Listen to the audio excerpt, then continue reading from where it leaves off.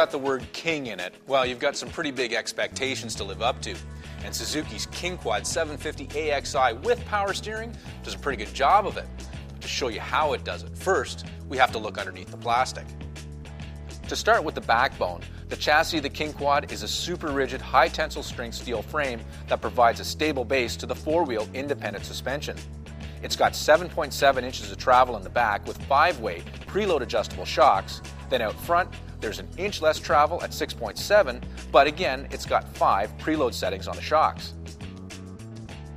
Brakes on the Suzuki include a pair of 200mm discs on the front end and a sealed multi-disc wet brake that works through the rear diff in the back.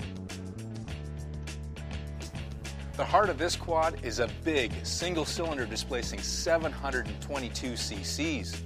It's also capped with a 4-valve cylinder head with 36mm intake valves and a very straight intake track that makes for easy breathing.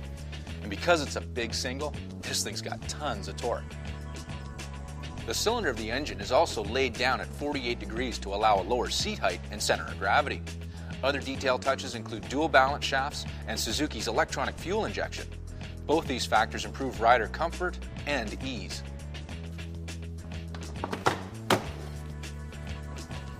The CVT transmission on the King Quad is called the Quadmatic, but basically it works like every other CVT transmission out there. You give this machine gas and it goes.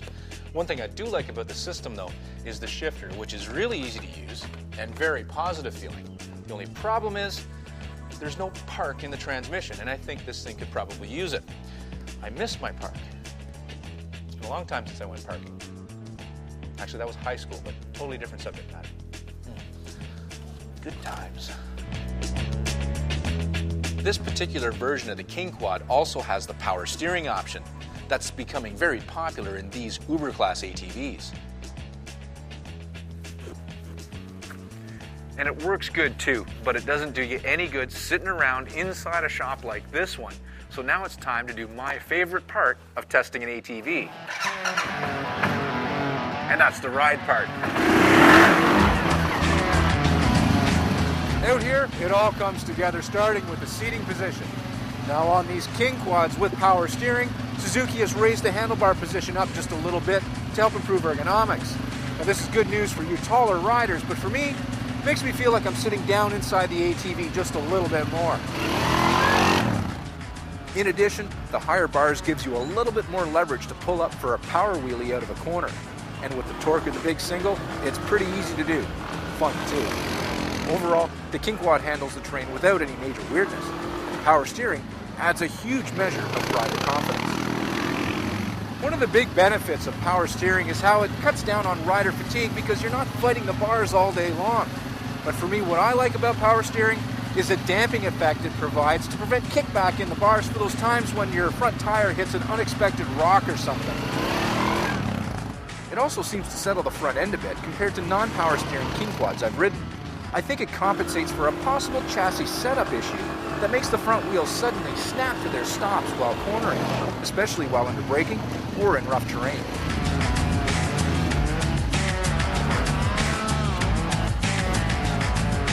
That may have been a little out of control.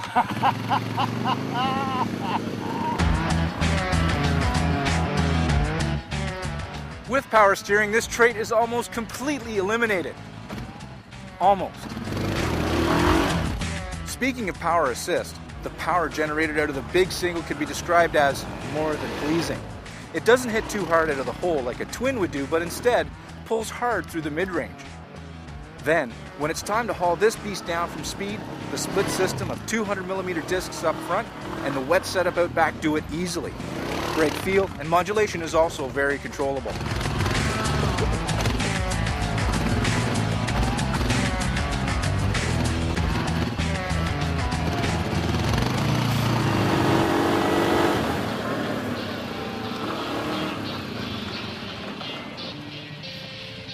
One thing I didn't mention about the wet disc setup here in the back is that it should last way longer than normal open brake systems.